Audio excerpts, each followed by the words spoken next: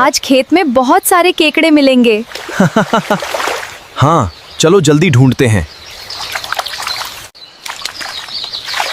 अरे देखो, यहाँ बड़ा वाला केकड़ा है। जल्दी पकड़ो, भाग जाएगा।